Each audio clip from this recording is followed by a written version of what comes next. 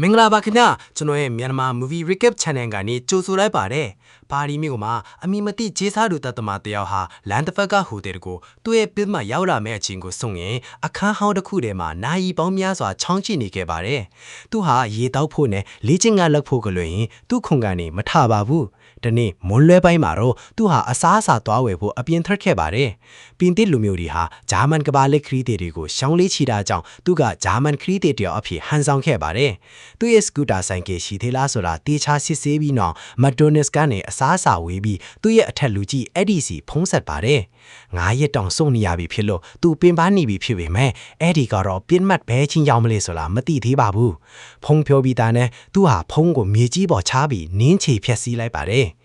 ညနေပိုင်းမှာတော့လူသက်တမဟာသူ့ရဲ့ sniper rifle ကိုအသင်းပြင်နေတော့အနီးနားကအတန်တစ်ခုချောက်လိုက်ရပါတယ်။လူတယောက်တခါနားကိုချင်းကပ်လာတဲ့အတွက်သူဟာပြစ်ခတ်ဖို့အနီးထားပြင်လိုက်ပေမဲ့အဲ့ဒါဟာစားပို့လာတဲ့အဆောက်အုံတာဝန်ခံသာဖြစ်နေပါတယ်။ဟိုတယ်ကိုထပ်မံစုံကြည့်ပြီးနောက်သူဟာသွားတိုက်ပြီးသူ့ရဲ့ DNA တွေမကြံရစ်အောင်လက်ဆေးကန်ကိုတေးချဆေးကြောပါတယ်။ထို့နောက်သူဟာစာဝဲတစ်ခုပေါ်မှာအိတ်ဆက်ပြီးဟိုတယ်ကိုဆက်လက်စောင့်ကြည့်နိုင်ဖို့10မိနစ်တခါနူးဆက်ပေးထားပါတယ်။ထန်းကောင်ရရင်ချိန်မှာတော့သူ့ရဲ့ပစ်မှဟိုတယ်ခန်းထဲကိုရောက်ရှိလာတာကိုတွေ့လိုက်ရလို့သူစိတ်သက်သာရသွားပါတယ်။သူဟာလက်နက်ကိုအသင်းပြင်ပြီးစားပွဲကိုအနည်းရင်ကြီးကအားဖြူပါတယ်။သူဟာ MP3 player နဲ့သချင်းနားထောင်နေမျက်စင်ခတ်တယ်ပြီးတော့သူ့ရဲ့နှလုံးခုန်နှုံးကိုလည်းစုံကြည့်နေပါတယ်။ဟိုတယ်ထဲမှာတော့အလို့သမားအမျိုးသမီးတယောက်ကပစ်မှတ်အတွက်ကပြင်ဖြိုးဖြေးနေပါတယ်။လူသက်သမားဟာပစ်ခတ်ဖို့အချိန်ကောင်းကိုစုံနေခဲ့ပါတယ်။ဒါပေမဲ့သူပစ်လိုက်တဲ့အချိန်မှာပဲအဲ့ဒီအမျိုးသမီးကရှေ့ကိုတိုးလာတာကြောင့်ကြည်စံဟာသူ့မာကိုထိမှန်သွားပါတယ်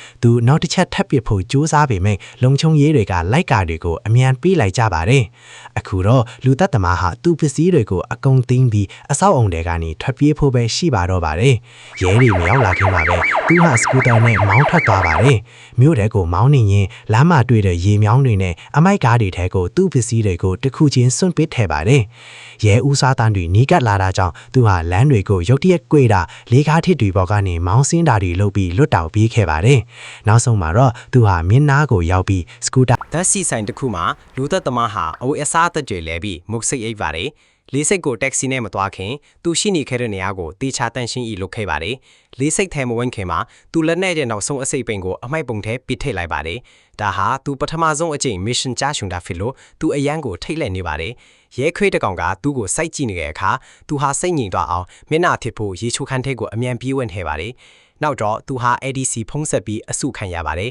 ။လူသက်သမားဟာဖုံးပြောနေတော့မှပဲဖုံးချလိုက်ပြီးအဲ့ဒီဖုံးကိုလည်းဖျက်ဆီးပစ်လိုက်ပါတယ်။သူဟာနာမည်အတူပါတဲ့ ID ကတ်နဲ့လီယင်လက်မှတ်ကိုပြပြီးလီယင်ပေါ်တက်ခဲ့ပါတယ်။လီယင်ထွက်ဖို့စောင့်နေတော့ဘေးနားမှာတန်တရာဖြစ်ဖွယ်လူတစ်ယောက်ထိုင်နေလာကိုသူတတိဖြူမိပါတယ်။နောက်ထပ်လေစီတစ်ခုကိုဆင်းသက်ပြီးတာနဲ့သူဟာနာမည်အသစ်တစ်ခုနဲ့နောက်ထပ်လက်မှတ်တစ်ဆောင်ထပ်ဝယ်ပါတယ်။ဒါပေမဲ့အဲ့ဒီတန်တရာဖြစ်ဖွယ်လူကိုထပ်တွေ့လိုက်ရလို့သူအယမ်းလန့်သွားပြီးလေရင်စီးမဲ့အချိန်ကိုနောက်တနေ့ကိုရွှေ့လိုက်ပါတယ်။ဟိုတယ်တစ်ခုမှာတညအိတ်ဖို့အခန်းငှားပြီးအစားစာမှာစားပါတယ်။သူဟာကျူးကျော်သူတွေလာရင်တီးနိုင်ဖို့အတွက်တကားလက်ခိုင်မှာဖန်ကွက်နဲ့အဖုံးတစ်ခုကိုထောင်ချောက်အဖြစ်တင်ထားပါတယ်။ပြီးတော့ဓာတ်တစ်ချောင်းကိုယူပြီးစားဖတ်ခုံပဲကစားပွဲပေါ်မှာတင်ကတညလုံးစောင့်ကြည့်နေခဲ့ပါတယ်။နောက်တနေ့မှာတော့သူဟာဒိုမီနီကန်ဖမတာနိုင်ငံကိုပြင်သွားပြီးတောအုပ်ထဲကသူ့ရဲ့ပုံအောင်ရအိမ်ကိုချစ်ကားနဲ့မောင်းသွားပါတယ်။အင်ရဲ့ချန်စီယိုနာရောက်တဲ့အခါခြေဓာတ်တွေနဲ့စီဂရက်တိုတွေကိုတွေ့လာရလို့သူတုံလှုပ်သွားပါတယ်။လူသက်သမားဟာသူတနတ်ကိုယူချန်စီယိုကိုကြော်ပြီးအိမ်ဘက်ကိုပြေးသွားပါတယ်။အိမ်ထဲမှာသချင်းတန်တွေအကျဲကြီးကြားနေရပေမဲ့ဘာမှတော့ပျက်စီးနေတာမတွေ့ရပါဘူး။သချင်းကိုပိတ်လိုက်ပြီးနောက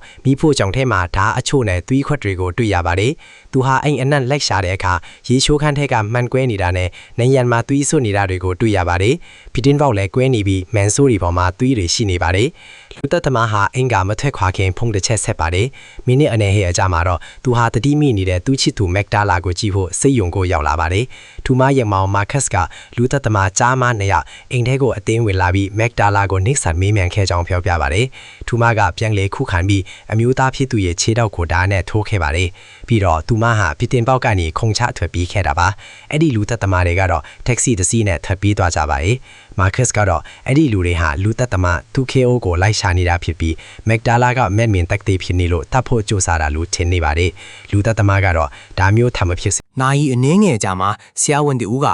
မက်ဒါလာကိုသူတောင်းဆိုထားတဲ့အတိုင်းကိုပိုင်ဆေးရုံတစ်ခုကိုပြောင်းရွှေ့ပေးမယ်လို့ပြောပါတယ်။သူကဆရာဝန်ကိုစူချင်းငွေတစ်ပေးဖို့စူးစမ်းပေမဲ့ဆရာဝန်ကလက်မခံပဲထွေသွားပါတယ်။အဲ့ဒီအချိန်မှာပဲမက်ဒါလာနိုးလာပြီးသူမအနေနဲ့တိုက်ခိုက်သူတွေကိုဘာမှမပြောခဲ့ဘူးလို့လူသက်သမားကိုအတီးပြုပြောကြပါတယ်။အိမ်ပြင်ရောက်တဲ့အခါလူသက်သမားဟာခြံထဲကိုတူးပြီးလက်နက်တွေနဲ့ ID အတူတွေအပြည့်ရှိတဲ့ဒေတာကိုထုတ်ယူပါတယ်။သူဟာအဲ့ဒီပစ္စည်းတွေကိုအထောက်ထဲထည့်ပြီးမာကတ်ပြောပြတဲ့တက္ကစီကိုရှာဖို့မျိုးပတ်မောင်းပါတယ်။နာရီပေါင်းများစွာမောင်းခဲ့ပေမဲ့ဘာအရေးအယောင်မှမတွေ့ရပါဘူး။ညနေပိုင်းမှာတော့သူဟာတက္ကစီကုမ္ပဏီကိုတွားပြီးစနစ်ထဲကိုဝင်ကြီးခွင့်ရဖို့မန်နေဂျာကိုချင်းချောက်ပါတယ်။ရှာဖွေကြည့်လိုက်တဲ့အခါလီအိုဆိုတဲ့အမျိုးသားဟာလူသက်သမားတွေကိုသူ့အိမ်အထိလိုက်ပို့ပေးခဲ့တယ်ဆိုတာသိလိုက်ရပါတယ်။လူသက်သမားဟာပိုက်ဆံအချို့ကိုယူဓားပြတိုက်ခံရသလိုဖြစ်အောင်ပစ္စည်းအချို့ကိုရိုက်ခွဲဖြစ်စီပြီးမန်နေဂျာကိုကြိုးတုကထားခဲ့ပါတယ်။နောက်တနေ့မှာလူသက်သမားဟာတက္ကစီကုမ္ပဏီအပြင်ဘက်မှာစောင့်နေပြီးလီအိုတယောက်တက္ကစီနဲ့ထွက်လာတာကိုမြင်တဲ့အခါနောက်ကနေလိုက်သွားပါတယ်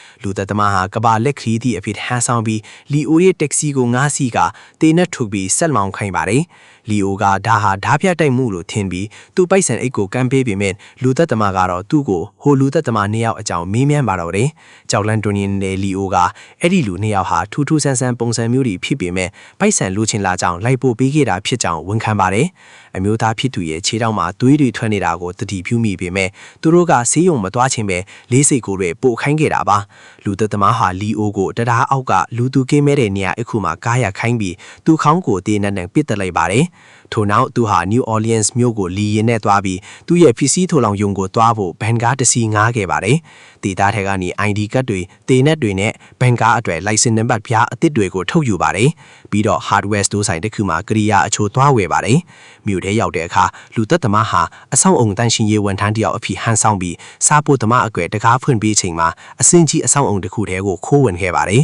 ။သူတို့ဟာတလေကအတူစီးခဲ့ပြီးအပေါ်ထဲရောက်တဲ့အခါလူသက်သမားဟာအချိန်ဆွဲကိုအကွယ်အရေးပန်းကနေရေတောက်နေခဲ့ပါတယ်။စားဖို့သမားကတကားကိုတီချမပိတ်သွားတာကိုအခွင့်ကောင်းယူပြီးလူသက်သမားဟာယုံထဲကိုဝင်သွားပါတယ်။ အတွင်းထဲမှာတော့အဲဒီရဲ့အတွင်းမှုဒိုလိုရက်စ်ဟာတနက်ကင်ဆောင်ထားတဲ့သူ့ကိုမြင်ပြီးအရှမ်းထိတ်လန့်သွားပါတယ်လူထက်သမားဟာသူ့ဘာရဲ့ကွန်ပျူတာနဲ့ဖုန်းကိုတင်စီပြီးသူ့ရဲ့အထက်လူကြီးအဲဒီရဲ့ယုံခန်းစီကိုလိုက်ပို့ခိုင်းပါတယ်ဒိုလိုရက်စ်ကအဲဒီကိုကလားတိုင်းမှာကျူးတုပ်ပြီးတော့သူမကိုယ်တိုင်လည်းရေချိုးခန်းနဲ့သွားကသူမရဲ့လက်ကိုလက်ဆေးခန်းနဲ့ကျူးတုပ်ထားလိုက်ပါတယ်ထို့နောက်လူထက်သမားကတကားပိတ်လိုက်ပြီးသူ့အိမ်ကိုလာတဲ့လူထက်သမားနှစ်ယောက်ကဘသူတွေလဲလို့မေးမြန်းပါတယ်အဲဒီကတော့ဂျာရှုံးခဲ့တဲ့မစ်ရှင်အတွက်ပြန်ဖိတ်ဆက်ဖို့အလွန်ဩဇာညောင်းတဲ့ဖောက်တေတယောက်နဲ့တဘိုးတူညီချက်ယူခဲ့ရတာဖြစ်ပြီးလူထက်သမားအိမ်ပြန်သွားလိမ့်မယ်လို့မထင်ထားခဲ့ကြောင်းရှင်းပြပါတယ်လူသက်သမားကနဂါးဆက်နီလ်ကန်ကိုတုံးပြီးအဲဒီနဲ့ဒေါ်လိုရက်စ်တို့ရဲ့ကွန်ပျူတာတွေကိုဖျက်ဆီးပစ်ပါတယ်အဲဒီကတော့သူ့ကိုထပ်သွားပြီးတခြားနိုင်ငံမှာပုံနေဖို့ပဲဆက်တိုက်ပြောနေပါတယ်လူသက်သမားကဟိုလူသက်သမားနှစ်ယောက်ရဲ့အမိကိုဆက်မီးနေပေမဲ့အဲဒီကဖြေးဖို့ညှင်းဆန်တာကြောင့်သူ့ရင်ဘက်ကိုနဂါးဆက်နဲ့၃ချက်ပစ်သွင်းလိုက်ပါတယ်ထို့နောက်လူသက်သမားဟာကိုတစ်ကိုဖုံးဆက်ပြီးဖုံးကိုစားပွဲပေါ်မှာထင်ထားခဲ့ပါတယ်အဲဒီကဖုံးကိုအမိလမ်းဖို့ကြိုးစားရင်လဲကျသွားပြီးလူသက်သမားကသူ့ခေါင်းအောက်မှာသတင်းဆောင်တစ်စောင်ခူပေးလိုက်ပါတယ်မိနစ်အနည်းငယ်အတွင်းမှာပဲအဲဒီသေဆုံးသွားပါတယ်အဲ့ဒီနောက်လူသက်သမားဟာစိတ်ငြိမ်စေးတောင်းနေတဲ့ဒေါ်လိုရက်စ်စီသွားပါတယ်သူမကသူမရဲ့ကလေးတွေအာမခံကြီးရလိုက်အောင်လို့သူမကိုမတင်ထားစရာမကောင်းတဲ့သေဆုံးမှုမျိုးနဲ့တတ်ပြီးဖို့တောင်းဆိုပြီးသူတီးကျင်တဲ့နာမည်တွေကိုပေးဖို့သဘောတူပါတယ်လူသက်သမားဆိုတာအားနည်းချက်မရှိအောင်ကိုချင်းစာတရားကိုလစ်လူရှူရမှာဖြစ်ပြီးမဲ့သူဟာသူမကိုကြိုးဖြေပေးခဲ့ပါတယ်ဒေါ်လိုရက်စ်ဟာရေချိုးခန်းလိုက်ကထွက်လာပြီးအဲ့ဒီရဲ့အလောင်းကိုမြင်တဲ့အခါထိတ်လန့်ပြီးမေ့လဲသွားပါတယ်လူသက်သမားဟာအလောင်းနဲ့ကွန်ပျူတာတွေကိုအမိုက်ပုံအကြီးကြီးထဲထည့်လိုက်ပြီးဒေါ်လိုရက်စ်နဲ့အတူထပ်လေကစီးခဲ့ပါတယ်နောက်ထပ်အထက်တစ်ခုမှလူတယောက်ထပ်တက်လာပြီးအမိုက်ပုံထဲကအလောင်းအကြောင်းကိုနောက်ပြောက်ပြောဆိုတဲ့အခါဒေါ်လိုရက်သူ့ရဲ့ဖြစ်စည်းတိုးလောင်ယုံမှာအက်ဒီရဲ့အလောင်းကိုမိရှို့ဖြစ်စီပါတယ်။နောက်ပိုင်းမှာတော့သူဟာကုစုတင်ပေါ်စီပြီးအက်ဒီရဲ့အယူပလာတွေကိုပင်လယ်ထဲပစ်ချလိုက်ပါတယ်။မိုးတိတ်တစ်ခုမှာတညအိပ်ပြီးနောက်သူဟာဘန်ကားကိုစီးကျိုးပြီးလိုင်စင်နံပါတ်ပြအသစ်တက်ဆင်ပါတယ်။နာရီပေါင်းများစွာမောင်းထင်ပြီးနောက်ဖလော်ရီဒါပြည်နယ်ကိုရောက်ရှိလာပါတယ်။သူဟာဘန်ကားကိုစွန့်ပစ်ပြီးကားကစီးငါးကအမျိုးသားလူသားသမားရဲ့အိမ်ကိုမောင်းသွားပါတယ်။လူသားသမားဟာသူ့ရဲ့ပြစ်မှတ်ကိုခြေထောက်ထောနဲ့ဖြစ်နေတာကိုကြည့်ပြီးမှတ်မိလိုက်ပါတယ်။ရိခအချိုးဝဲယူပြီးနောက်လူသားသမားဟာအိမ်နားမှာကာရက်ပြီးစောင့်နေပါတယ်။နောက်ဆုံးမှာတော့အဲ့ဒီလူသားသမားနဲ့သူ့သူငယ်ချင်းချိုအိမ်ထဲကထွက်လာပြီးထက်ရကားနဲ့ထွက်သွားကြပါတယ်။လူသားသမားဟာသူတို့နောက်ကိုချက်ချင်းလိုက်သွားပါတယ်။မြို့ထဲမှာထက်ရကားဟာကလပ်တစ်ခုရှိမှရက်လိုက်ပြီးလူစုဟာအထဲဝင်သွားကြပါတယ်။ကြာကြောင်လူသားသမားဟာအိမ်ကိုပြန်သွားပြီးသူ့ဖြစ်မှတ်ဖြစ်လာမဲ့ချင်းကိုစောင့်နေပါတယ်။အဲ့ဒီလူအိမ်ပြန်ရောက်တဲ့အခါလူသက်သမားဟာချန်စီယိုနာကိုချင်းကပ်သွားရာခွေးတကောင်ကသူ့ကိုဟောင်ပါတယ် သူဟာစိတ်ငြိမ်စေရောထားတဲ့အစားအစာတွေကိုပစ်ဖေးလိုက်တဲ့အခါခွေးကချက်ချင်းစားလိုက်ပါတယ်။အဲ့ဒီအချိန်မှာခွေးပိုင်ရှင်ကခွေးကိုလှမ်းခေါ်ပါတယ်။စိတ်ငြိမ်စေအာနေတင်ဖူဖူမိနစ်အနည်းငယ်ဆောင်ပြီးနောက်လူသက်သမားဟာခြံစည်းရိုးကိုကြော်ပြီးအိမ်ထဲကိုခိုးဝင်ပါတယ်။အနီးနားမှာခွေးကတော့အိယာပေါ်မှာဟောင်ပြီးအိပ်ပျော်နေပါပြီ။လူသက်သမားဟာအိမ်ထဲဝင်ပြီးအခန်းဒီကိုတခန်းချင်းလိုက်ရှာပါတယ်။ရုတ်တရက်ဆိုတော့လို့အဲ့ဒီလူသက်သမားကသူ့ကိုလုံထွေးတိုက်ခိုက်ပြီးသူ့စီကသေးနက်ကိုလည်းလူယူလိုက်ပါတယ်။သူတို့နှစ်ယောက်အပြင်းထန်လုံထွေးတက်ပို့ခြင်းနဲ့သေးနက်ဟာကူရင်အောက်ကိုရောက်သွားပါတော့တယ်။ထွားကျွိုင်းလာတဲ့ထိုးလူသက်သမား The Brute ဟာအထီးကဆက်လိုက်ကိုဗီဒိုမန်ပစ်တင်ဖောက်ကနေလွန့်ပစ်လိုက်ပါတယ်။ပြီးတော့သူ့ကိုချန်ပီယံပေါ်မှာတရက်ဆက်ထိုးနှက်ပါတော့တယ်။ထိုလူကသေးနက်ကိုယူဖို့ခဏဖယ်လိုက်ချိန်မှာဆက်လိုက်ကပြန်ထားနိုင်ခဲ့ပြီးရန်ပွဲကဆက်လက်ပြင်းထန်လာပါတယ်။ဆက်လိုက်ဟာ TV4 ကိုလွန့်ပစ်ခံရပြီးနောက်ပန်အိုနေထိုလူကောင်းကိုကြိုက်ခွဲကတွန်ပြန်ခဲ့ပါတယ်။ထို့နောက်သူဟာနောက်အခန်းထဲကိုပြေးဝင်ပြီးအလားစင်ပစ္စည်းတွေကိုလက်နက်အဖြစ်အသုံးပြုဖို့ကိုချပြီးမယ်စင်ကျင်လမ်းပေါ်ကိုထပ်မံလွန့်ပစ်ခံရပြန်ပါတယ်။၎င်းတို့နှစ်ဦးဟာတယောက်ကိုတယောက်အပြန်အလှန်ထိုးနှက်ခြင်းနဲ့ဆက်လိုက်ကထိုလူကြောက်ပေါ်ကိုခွန်တက်ကလက်ပင်ညစ်ပါတယ်။ထိုလူကဆက်လိုက်ကိုနှံရံနဲ့စောင့်ပြီးချန်ပီယံပေါ်ရိတ်ချလိုက်ပါတယ်။ပြီးတော့ဖန်စားပွဲပေါ်မှာဆက်လိုက်ကိုဖြီးထားပြီးထပ်မံထိုးနှက်ဖို့ကြိုးစားပါတယ်။ ကောင်းကိုနောက်ဆုံးအချက်အပတ်တက်လိုက်ပါတယ်။ခွေးကသူ့သခင်တည်ဆုံးသွားတာကိုသိလိုက်ရလို့ဆက်လိုက်နောက်ကိုပတင်ပေါက်ကနေခုန်ချောပြီးလိုက်ရတော့တယ်။ဆက်လိုက်ရာချီကီယိုကိုအမြန်ကျော်ပြီးခွေးမမိခင်တကားပိတ်လိုက်ပါတယ်။ထို့နောက်အိမ်ထဲကိုမီးလုံးပုံပစ်သွင်းပြီးမီးရှို့ဖျက်ဆီးလိုက်ပါတယ်။လေစိတ်မှာသူဟာရေမိုးချိုးတန့်စင်ပြီးတော့နယူးယောက်ကိုပြန်တန်းခဲ့ပါတယ်။အဲ့ဒီမှာကားတစ်စီးငါပြီးအမျိုးသမီးလူသက်သမား The Expert နေထိုင်တဲ့မြို့စင်ချေပုံးကိုမောင်းသွားပါတယ်။ဒဏ်ရာဒီအရစီတော့ပြီးနောက်တနေ့လုံးကားထဲမှာစောင့်နေခဲ့ပါတယ်။ညနေပိုင်းမှာသူအမျိုးသမီးအင်္ဂါထလာတာကိုမြင်တော့သူနောက်ကတိုက်သွားပါတယ်။လမ်းစုံမိပွင့်မှာသူမကိုပြစ်တက်သူကျန်ရွေးပြီးမယ်ရေဥစွာတန်ကြားရတာကြောင့်တင်းနက်ကိုပြန်တင်လိုက်ပါတယ်။နောက်ဆုံးမှာသူအမျိုးသမီးဟာစားတော့စီသူမရဲ့စားဝဲမှာဝင်ထိုင်ကသူမရဲ့အိတ်ထဲကတင်းနက်ကိုအမြန်လူယူလိုက်ပါတယ်။သူအမျိုးသမီးဟာသူ့ကိုချက်ချင်းမှမိထွားပြီး လေကားထဲမှာအမျိုးသမီးကချော်လဲသွားပြီးအကူနီတောင်းပါတယ်။ဒါပေမဲ့ဆက်လိုက်ကတော့သူမကောင်းကိုတနက်နဲ့ပြစ်တက်လိုက်ပါတယ်။တေချာကြည့်လိုက်တဲ့အခါသူမရဲ့လက်ထဲမှာဓာတ်တစ်ချောင်းရှိနေပြီးသူ့ကိုလှည့်ဆိုင်ဖို့တမင်သက်သက်ချော်လဲဟန်ဆောင်ခဲ့တာဖြစ်ပါတယ်။အတန်ကြာပြီးနောက်ဆက်လိုက်ဟာရှီကာဂိုကိုရောက်လာပြီးမစ်ရှင်ကြာရှုံးမှုတော့ငွေပေးခိုင်းခဲ့တဲ့အာနာရှိသူကလေးနေထိုင်တဲ့အဆောက်အုံကိုပြင်းလုံးမှာစောင့်နေပါတယ်။ထိုလူကျင်သွားတာကိုမြင်တော့သူဟာအဆောက်အုံရဲ့အကိုးတောင်းသေးကိုခိုးဝင်ဖို့စူးစမ်းပါတယ်။တကားတွေဒါပိတ်နေတာကြောင့်သူဟာတောက်ခလောက်ကိုဓာတ်ပုံရိုက်ပြီးလိုအပ်တဲ့ကိရိယာတွေကို Amazon ကနေမှယူပါတယ်။ပြီးတော့ဂျင်းမှာအခွက်ဝင်လိုက်ပါတယ်။အဲ့ဒီမှာနေရာချို့ကိုတွားဖို့ကီးကလိုအပ်တာကိုသူတတိထားမိသွားပါတယ်။ထို့နောက်သူဟာ